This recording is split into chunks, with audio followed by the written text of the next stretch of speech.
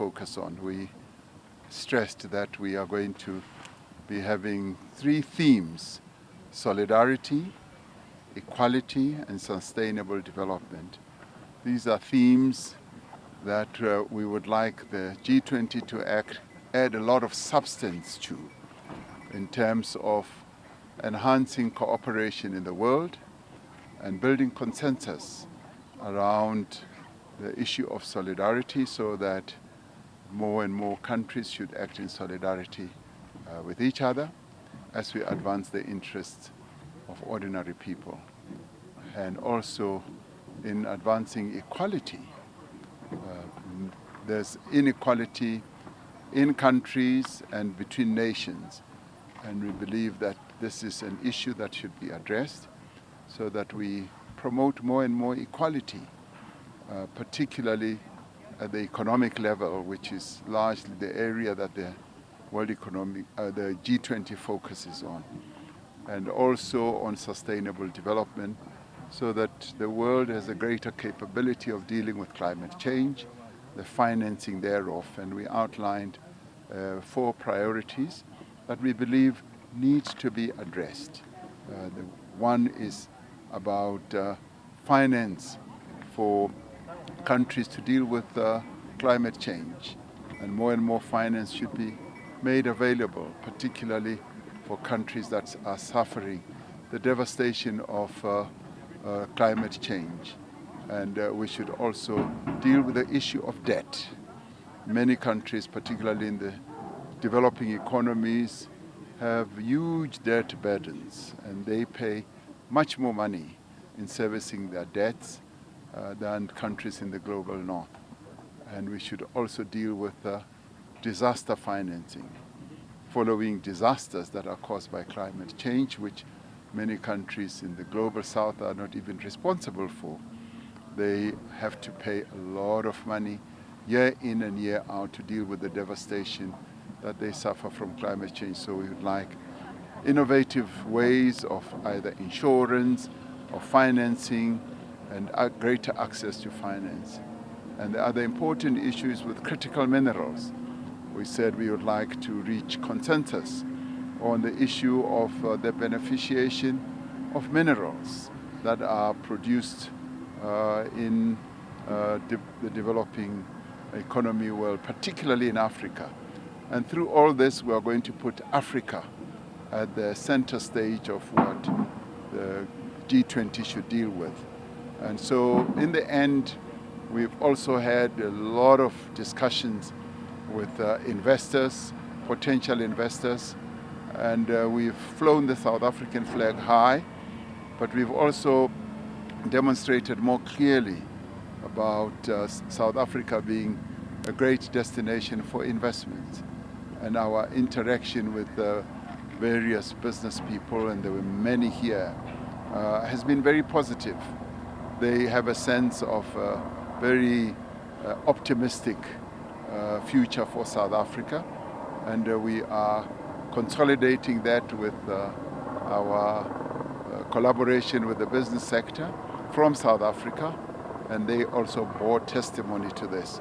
So it's been a very good visit to the World Economic Forum, and our ministers took a lot of time interacting in the sessions of the WEF, as well as with business and also government leaders. So it was a broad-based type of engagement that we've had here.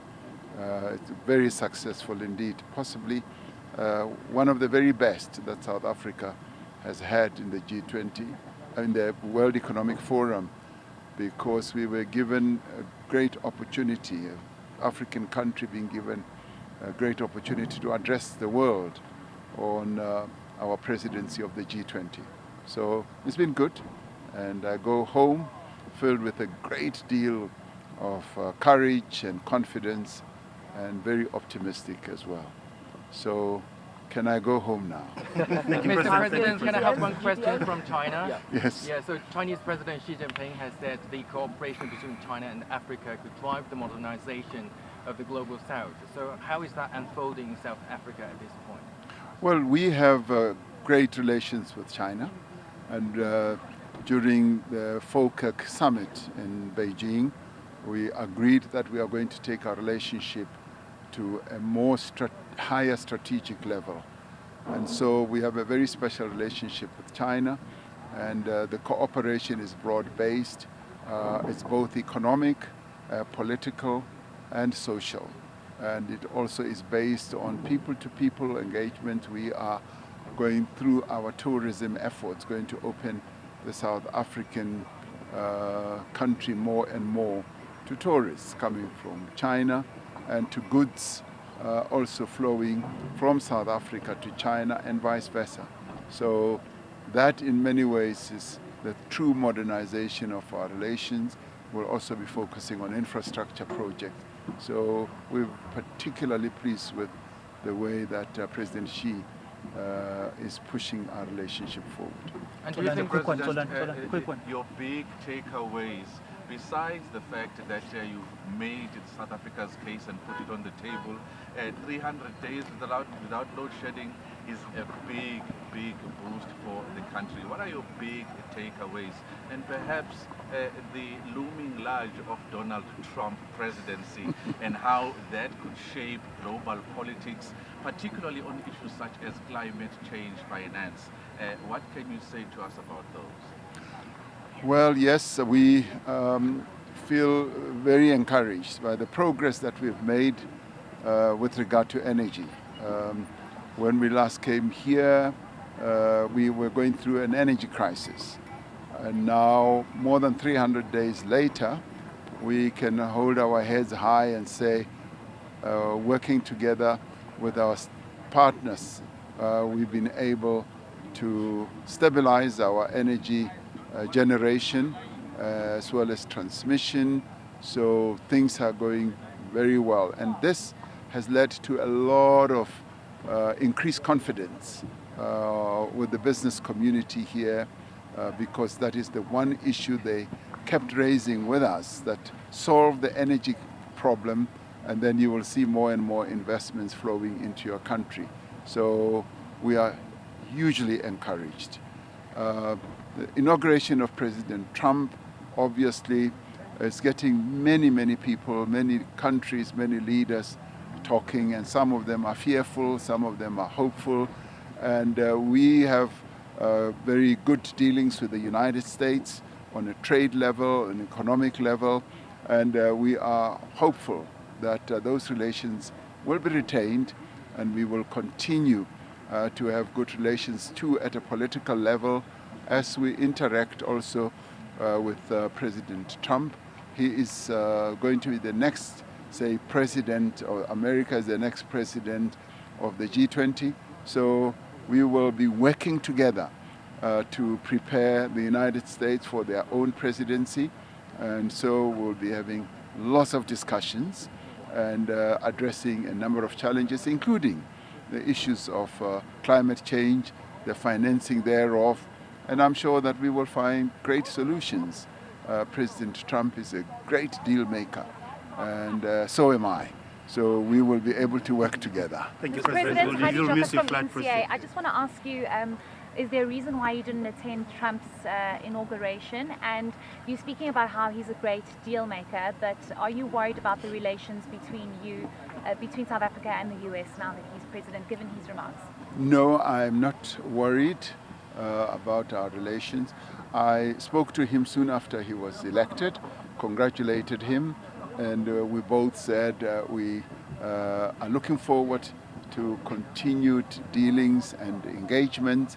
I was not able to go to the United States because I was very busy with my party political work. We were holding our strategy session, which is a very important strategy session, which is called a Lekgotla, and no ANC president ever stays away from that.